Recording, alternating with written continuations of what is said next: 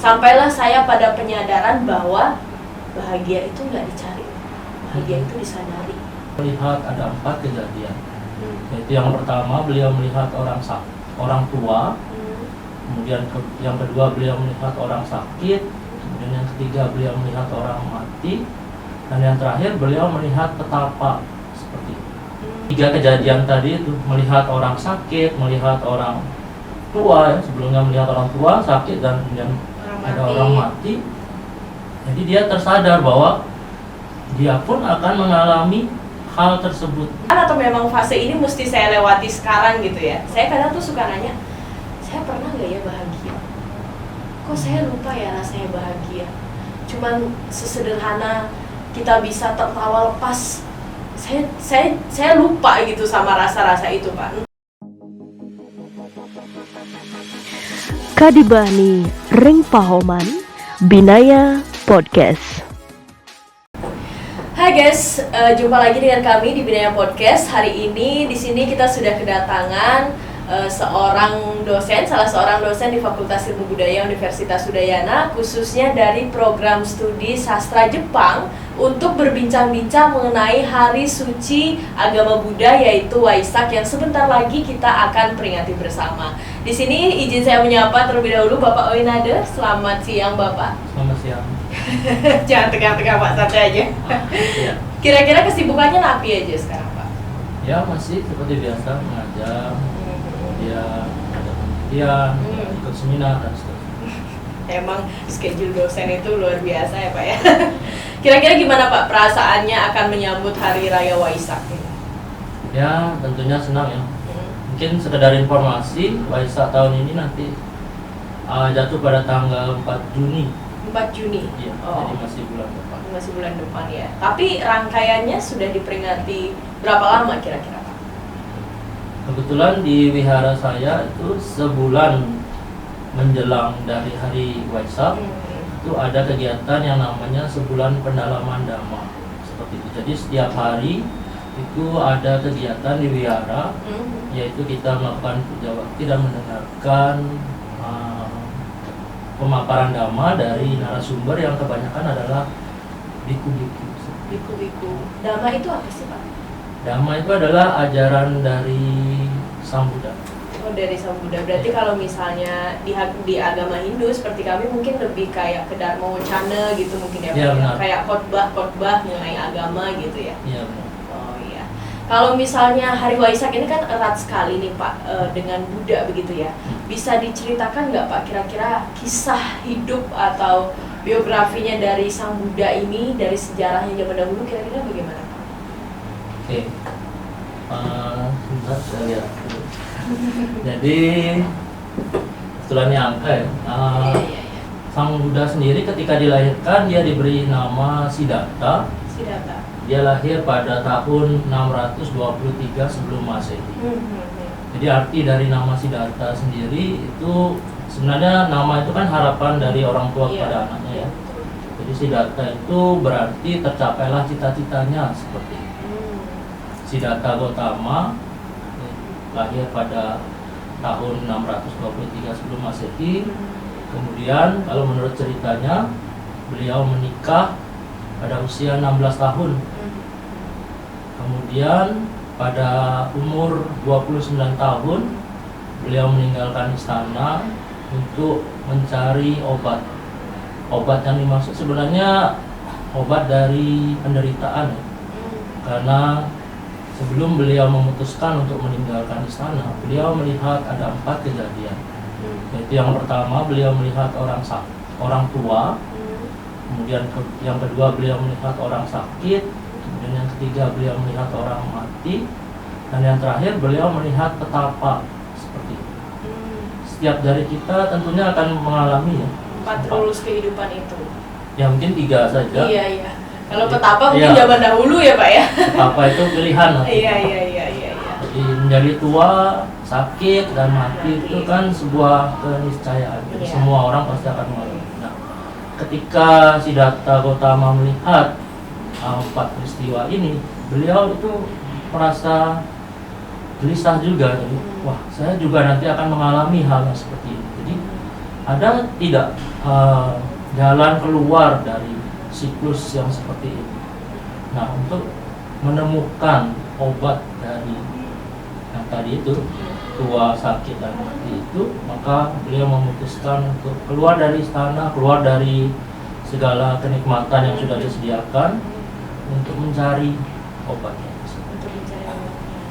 Dan setelah 6 tahun pencarian beliau menemukan, yaitu pada usia 35 tahun beliau mencapai penerangan sempurna, mengetahui bagaimana cara untuk keluar dari Ketiga penderitaan itu. Betul. Berarti memang dari awal, tadi kan awalnya namanya Siddhartha Gautama ya Pak ya? Iya. Berarti memang namanya dari awal itu sudah isi Buddhanya atau gimana gitu? Jadi Buddha itu sendiri sebenarnya hanya sebutan bagi orang yang telah mencapai suatu tingkat kesucian, yaitu mencapai penerangan sempurna. Penerangan sempurna yang dimaksud adalah beliau mengetahui bagaimana asal kehidupannya itu seperti itu, dan bagaimana cara dari bisa keluar dari siklus penderitaan itu. Iya, betul sekali.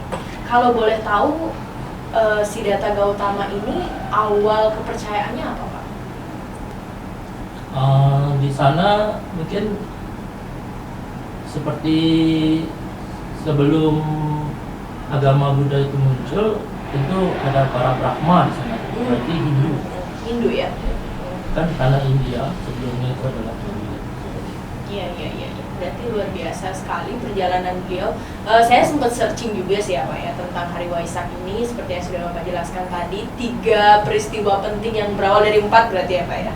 Orang tua, orang sakit, orang mati, dan petapa. Tapi akhirnya menjadi 3 kan, dari kelahiran, terus menuju sinar, terus akhirnya kematian, seperti itu kan ya Pak ya.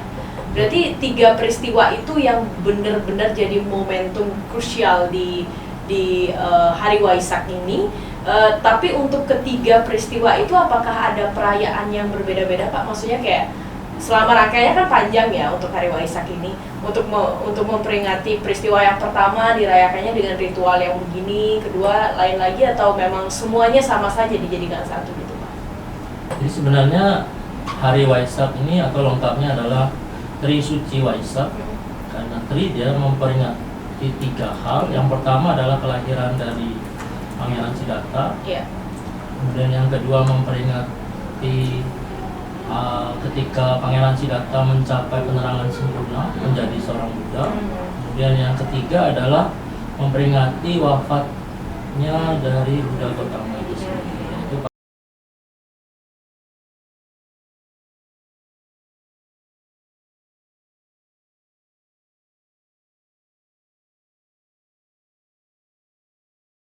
langsung jadi satu gitu ya Pak ya perayaannya. Ya. Kalau dari Bapak sendiri, dari pengalaman Bapak sendiri, menghayati filosofis dari Hari Waisak ini, ada nggak Pak pengalaman-pengalaman tertentu kayak di hidup Bapak tuh, waduh ini kayaknya ngena banget nih ajaran-ajaran Buddha yang dari kematian, orang sakit, orang tua itu. Apakah Bapak pernah gitu ngalamin kayak tersentuh banget sama itu? Jadi mungkin kalau waktu masih muda dulu kita merasa kita itu tidak akan mati gitu ya, tidak akan sakit. Jadi makanya banyak muda. kalau naik motor kebut-kebutan seperti itu, iya. jadi tidak peduli apapun. Tapi makin bertambah usia tuh makin banyak kita melihat bahwa mungkin teman kita ada yang mendahului kita, kemudian ada keluarga kita yang ternyata dulunya sehat-sehat, kemudian bisa jatuh sakit dan kemudian akhirnya meninggal. Jadi semakin lama itu semakin banyak hal yang mengingatkan kita kembali. Jadi seperti ketika Pangeran Siddhartha melihat 3 kejadian tadi itu, melihat orang sakit, melihat orang tua ya, sebelumnya melihat orang tua sakit dan kemudian ada orang mati. Jadi dia tersadar bahwa dia pun akan mengalami hal tersebut. Dan ketika dia melihat petapa yang bisa tersenyum bahagia, sangat senang seperti itu, beliau merasa wah ini sepertinya ada jalan nih. Sehingga ketika usia 29 tadi itu dia memutuskan untuk keluar dari istana menjadi seorang petapa. Berarti obatnya yang ditemukan itu pertapaan. Jadi melalui petapaan itu beliau dapat melihat kehidupan masa lalunya. Beliau juga dapat melihat kehidupan masa lalu dari makhluk-makhluk yang lain, dan juga beliau dapat mengetahui bagaimana cara untuk mengakhiri penderitaan. Jadi penderitaan itu biasanya muncul dari kemelekatan kita, dari keinginan kita ya. Kemudian ya dari kebodohan kita yang kita tidak tahu, mungkin kita terlalu mengejar hal-hal yang sifatnya terlalu ambisi gitu ya Pak ya, jadi manusia. Jadi ya akan menimbulkan perasaan-perasaan iri yang pertama itu kan sudah termasuk penderitaan ya Pak ya. Emosi-emosi itu yang akhirnya terpupuk jadi racun-racun gitu. Betul. Jadi kalau kita ingin sesuatu kemudian kita tidak mendapat, tentu kita akan ada rasa kecewa. Sang Buddha sendiri mengajarkan bahwa hidup ini adalah duka. Jadi duka yang dimaksud itu adalah ketidakpuasan. Ketidakpuasan itu ya. Jadi ada keinginan, itu sebenarnya sumber dari duka itu sendiri. Berarti ajarannya itu lebih ke keikhlasan filosofinya mungkin ya Pak ya, maksudnya dalam menjalani hidup itu ya. Betul. Ajaran Buddha itu bisa diterapkan dalam praktik kehidupan sehari-hari. Gimana? Ya seperti yang tadi dikatakan. Selain itu, bagaimana kita harus sadar bahwa tidak ada hal yang patut untuk kita lekati kan sebenarnya. Mungkin kita kalau misalnya contohnya kita punya HP yang baru, kita sangat senang, kita sangat sayang ya, kita lekati HP kita tersebut. Tapi ketika terjadi sesuatu dengan HP kita, tentunya ada perasaan sedih, kecewa seperti itu. Seharusnya dari awal kita sudah menyadari bahwa HP ini sebenarnya tidak kekal. Jadi kita jangan terlalu melekat terhadap HP tersebut, sehingga ketika nanti terjadi perubahan dari HP itu yang tadinya dia baru, kemudian terjatuh, kemudian ada goresan, itu kita jadi tidak terlalu kecewa seperti itu. Iya betul sekali, saya deep banget ya Pak ya, kena banget gitu. Terutama kayak saya gitu di masa-masa muda kayak gini kan, memang kayak seperti yang Bapak tadi bilang tuh masih euforianya masih besar-besar lah pokoknya. Ya namanya darah muda, ambisi dan lain sebagainya untuk menjalani kehidupan. Kadang memang kayak setiap hari itu saya sampai suka bertanya-tanya Pak, ini mungkin entah saya yang fasenya kecepatan atau memang fase ini mesti saya lewati sekarang gitu ya. Saya kadang tuh suka nanya, saya pernah gak ya bahagia? Kok saya lupa ya rasanya bahagia? Cuman sesederhana kita bisa tertawa lepas, saya lupa gitu sama rasa-rasa itu Pak. Entah mungkin memang saya yang terlalu fokus pada hal-hal yang ingin saya capai, ambisi saya, sehingga saya melewatkan sesuatu yang sederhana untuk bisa kita sadari begitu. Atau memang mungkin saya tidak pernah tahu definisi bahagia saya di hidup itu seperti apa gitu. Jadi mungkin dari sanalah saya kadang suka merasa, kok saya sulit ya untuk bersyukur. Pak, dari sana tuh pasti timbul rasa itu gitu.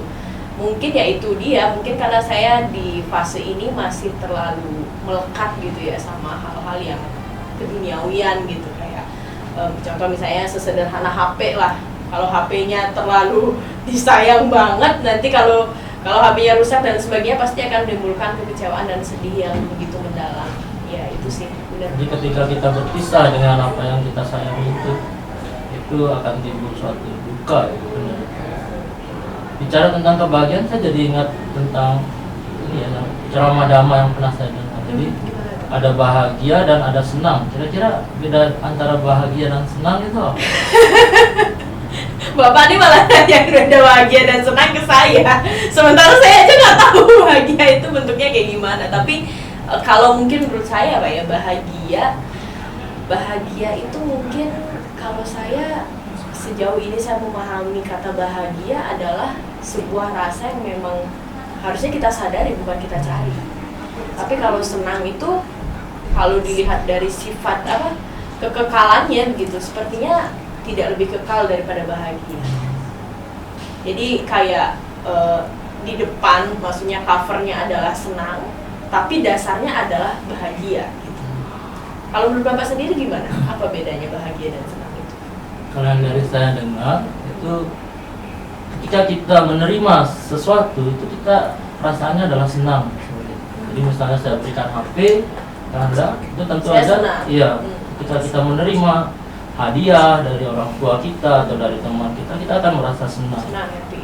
Sedangkan bahagia itu adalah ketika kita bisa memberi kepada orang lain. Seperti itu. Perasaannya tentu beda ya, Iya, iya. antara kita menerima dengan Dan kita memberi gitu. Ya, betul sih Pak. Tapi ngomong-ngomong masalah itu Pak, saya pernah sekali, karena saya sudah sangat terbelenggu gitu ya dalam perasaan yang maksudnya saya mencari-cari bahagia, gimana sih rasanya mengalami bahagia, bla bla bla bla, sampailah saya pada penyadaran bahwa bahagia itu nggak dicari, bahagia itu disadari. Nah, saya mulai sampai pada penyadaran itu. Terus saya berpikir, kesadaran apa nih yang mesti saya pupuk untuk bisa merasakan dan menyadari bahwa saya bahagia? Ternyata memang sejauh perjalanan saya sampai saat ini baru saya ingat-ingat kembali, oh, setiap perjalanan saya lupa mengapresiasi diri. Saya hanya terus berkutat dengan ambisi saya, berkutat dengan keinginan-keinginan saya yang besar. Kalau saya gagal, saya menghakimi diri. Kalau saya berhasil, saya lupa mengapresiasi diri. Sesederhana mengapresiasi diri cuman kayak, hey, kamu udah berhasil loh hari ini, makasih ya untuk sudah berjuang bersama-sama. Saya lupa mengapresiasi itu dan akhirnya saya lupa untuk bersyukur sama Tuhan. Jadi kayak dulu itu, jujur aja ya Pak ya, saya itu setiap hari kayak, kalau misalnya gagal, saya menghakimi diri. Gimana, kenapa sih kok gagal terus? Kenapa sih ini doang gak bisa dicapai? Blablabla. Ujung-ujungnya adalah menyalahkan Tuhan dan lain sebagainya lah, perkara penghakiman itu. Tapi sampai saat ini, ketika sudah ada di bawah sama penyadaran itu, saya akhirnya sadar bahwa ternyata kita harus sayang nih sama diri kita harus mengapresiasi nih diri kita. Dan atas keberuntungan dan ketidakberuntungan di hidup kita sebenarnya diciptakan oleh diri kita sendiri, dan gak seharusnya saya menyalahkan Tuhan untuk hal itu gitu. Dan dari sanalah akhirnya saya melihat jatuh bangun di masa lalu itu, saya sekarang berterima kasih sama Tuhan. Kalau enggak karena Tuhan ngasih saya kegagalan, kekalahan itu, kesedihan itu, duka itu, mungkin hari ini saya tidak akan bisa berdiri sekuat yang sekarang. Mungkin saya akan jadi seseorang yang lemah gitu hari ini gitu. Akhirnya dari sana saya berpikir, oh iya benar, ternyata bahagia itu disadari ya, bukan dicari. Karena semakin dicari kita semakin gak akan ketemu gitu kan ya Pak ya. Kalau Bapak tuh pernah gak sih mengalami peristiwa-peristiwa yang kayak, wah kayak nyentuh banget di hidup itu Pak? Masih muda tapi banyak. Nah itu makanya saya kan suka berpikir ini saya ketuaan atau gimana? Ya, kalau saya sendiri sih mungkin belum banyak seperti itu mengalami. Karena ya pernah saya mendengar bahwa kalau misalnya kita memiliki satu keinginan, maka kita harus bersiap-siap untuk kecewa satu.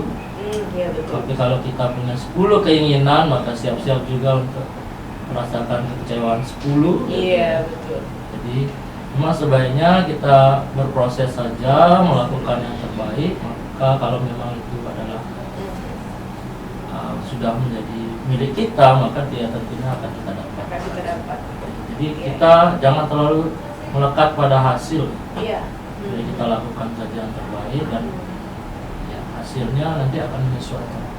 Iya, karena Tuhan itu adil ya Pak ya. Jadi beliau pasti mengerti dan tahu apa yang terbaik untuk kita, lebih daripada yang kita inginkan gitu kan ya Pak ya. Oke, jadi balik lagi ke hari Waisak nih ya Pak ya. Kalau di hari Waisak itu selama rangkaian yang panjang itu ada nggak sih ritual step pertamanya ini, step keduanya selanjutnya ini gitu? Gimana tuh Pak?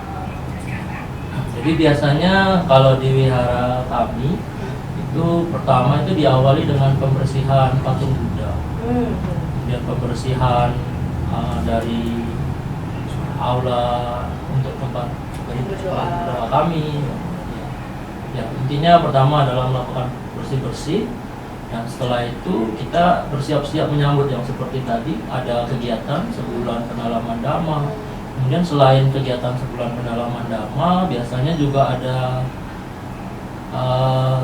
kelas dasar untuk agama Buddha. Jadi mungkin bagi mereka yang belum beragama Buddha namun memiliki ketertarikan, mereka bisa ikut kelas tersebut. Jadi akan mendapatkan pengetahuan dasar tentang agama Buddha itu seperti apa sih. Jadi itu dilaksanakan dalam waktu 1 hari ya, dari pagi sampai sore. Nah, nanti wisudinya, jadi ada wisudanya juga. Oh. Itu akan dilaksanakan pada hari Waisak. Berarti untuk Waisak tahun 2023 ini sudah mulai belum Pak raganya? Apa mulainya nanti di bulan apa, di tanggal berapa gitu? Iya, karena kita sebulan menjelang Waisak kita sudah lakukan, maka sebenarnya sudah berjalan ini. Sudah berjalan. Berarti Bapak sudah mulai ke wihara berarti ya? Iya. Jadi kalau ada waktu tentunya disempatkan untuk datang. Iya. Kalau biasanya ada nggak sih Pak perayaan Waisak dari Bapak dulu kecil sampai saat ini sekarang yang paling seru momennya? Ya mungkin kalau waktu masih kecil kita biasanya ikut-ikutan orang tua ya, diajak orang tua mungkin merayakan Waisak di wihara A, B, atau mungkin ke kelenteng kita diajak untuk merayakan juga. Iya. Tadi kan Bapak nyebutnya ada wihara, ada kelenteng gitu ya Pak. Bedanya apa sih perayaan Waisak yang ada di Borobudur? Borobudur kan pusatnya Pak ya? Iya betul. Iya, di Borobudur, di wihara, sama di kelenteng. Ya jadi biasanya setiap tahun itu pusat dari perayaan Waisak itu diadakan di Candi Borobudur deh, seperti itu. Nah sedangkan wihara dan kelenteng itu sendiri, sebenarnya kalau kelenteng itu kan berasal dari Cina ya. Jadi makanya kalau pernah pergi ke kelenteng itu nuansa Chinese-nya keras banget ya. Jadi misalnya warna merah ya, serba merah semuanya, kemudian ada lilin besar, ada lampion yang seperti itu. Di kelenteng sendiri itu sebenarnya adalah tempat ibadah Tridharma. Jadi ada 3 ajaran di sana, salah satunya adalah Buddha. Jadi ada Tao, ada Konghucu, dan ada Buddha. Seperti itu. Jadi karena di sana di kelenteng itu juga ada Buddha, maka tentu saja merayakan Waisak di sana. Oh gitu. Tapi dari segi ritualnya, keseruannya nggak ada yang beda sama di wihara berarti ya Pak ya? Sedangkan ritual merayakannya sendiri itu tergantung dari tempat ibadahnya ya. Jadi tentu saja akan ada perbedaan antara merayakan di kelenteng dengan merayakan di wihara. Namun esensinya ya sama yaitu memperingati 3 kejadian penting betul. Dari kelahiran, pencapaian penerangan sempurna, dan wafat dari Sang Buddha. Ya. Kalau misalnya di agama Buddha itu ada aliran-alirannya nggak sih Pak? Nah itu kalau ingin lihat aliran apa saja yang ada dalam agama Buddha itu bisa dilihat waktu perayaan Waisak di Candi Borobudur itu sendiri. Nah, nanti tentunya akan lihat ya. Mungkin kalau kita tidak langsung datang ke Candi Borobudurnya, kita ketika di televisi ya, biasanya ada siaran langsung. Ada yang berpakaiannya coklat seperti itu, ada juga biksunya yang berpakaian mungkin ada kotak-kotaknya. Kemudian ada yang berpakaian putih. Nah itu sebenarnya kan masing-masing berasal dari majelis agama Buddha yang berbeda. Berarti kalau misalnya dari aliran yang berbeda itu, apakah ada ketentuan khusus ya Pak untuk merayakan hari Waisak? Tidak. Jadi kami bersama-sama pada hari raya Waisak berkumpul di sana merayakan. Nah untuk keunikannya mungkin masing-masing akan berdoa dengan caranya sendiri-sendiri. Oh, cara doanya juga beda-beda berarti ya? Iya betul. Akan diberikan giliran nanti kalau kita lihat nanti di TV ya. Iya. Masing-masing mungkin akan diberikan giliran berdoa. Ya menarik sekali sih itu ya Pak ya. Maksudnya kalau kami di Hindu, kami mungkin di Bali khususnya, kami mungkin lebih kenal aliran-aliran itu dengan kawitan. Kayak misalnya saya kawitan Tangkas dan yang lain mungkin ada Arya Kencang dan lain-lain. Kalau biasanya kita ke Besaki, di Besaki itu ada puranya masing-masing. Jadi kalau Tangkas di pura paling atas, kalau Arya Kencang mungkin di sebelah mananya tempatnya gitu. Tetapi nanti pada akhirnya kami akan bertemu jadi di satu pura, yaitu Pura Penataran namanya. Mungkin mirip kayak gitu mungkin ya Pak ya. Itu aliran-aliran itu, cuman Kalau di Hindu kan tidak ada yang berbeda dengan proses kami berdoa gitu, sama saja. Tetapi kalau di Buddha sendiri itu beda-beda proses doanya, kayak berarti tiap aliran. Ya, jadi caranya melafalkan doa, jadi mungkin ada yang menggunakan bahasa Mandarin, juga ada yang menggunakan bahasa Pali, seperti itu. Jadi bahasa yang digunakan juga bisa berbeda seperti itu. Namun tujuannya kan sebenarnya Sama gitu. Wah, jadi banyak aliran. Kalau Bapak sendiri pakainya bahasa apa? Kebetulan saya di Theravada, aliran Theravada menggunakan bahasa Pali. Oh, pakai bahasa Pali. Ya, betul. Terus ada nggak sih Pak tradisi unik di Waisak? Selain tadi kan Bapak udah sebutin kayak membersihkan patung Buddha. Nah, pada saat bersihin patung Buddha itu bersihnya gimana Pak? Ada ritual khususnya atau ya cuma bersihin aja gitu? Ya, biasanya kalau di wihara kami itu yang membersihkan lubang Buddha sendiri itu adalah diserahkan kepada batin untuk biksunya yang akan membersihkan. Sedangkan umat biasa itu nanti membersihkan mungkin di aula tempat bersembahyang, jendela, pintu dan seterusnya seperti itu. Berarti yang bisa membersihkan patung Buddha itu hanya biksunya tadi. Ya, jadi itu juga nanti tergantung dari majelis agama Buddha yang mana. Jadi kembali ke aliran-aliran itu lagi ya Pak ya? Iya. Kalau untuk harapannya Bapak, pasti ada harapan dong. Waisak tahun ini harapannya Bapak apa? Ya, harapan saya khususnya untuk tahun ini ya tentunya makin bisa mempraktikkan ajaran Buddha itu dalam kehidupan sehari-hari itu lebih banyak lagi seperti itu. Karena ini sebenarnya kan setiap kita ulang tahun itu kita diingatkan ya bahwa masa kita di dunia ini makin berkurang itu sebenarnya. Jadi tidak perlu selamat ulang tahun sebenarnya. Iya benar. Karena kita diingatkan ya ini bentar lagi. Kayak bentar lagi ini umur lu udah segini. Betul. Benar Pak.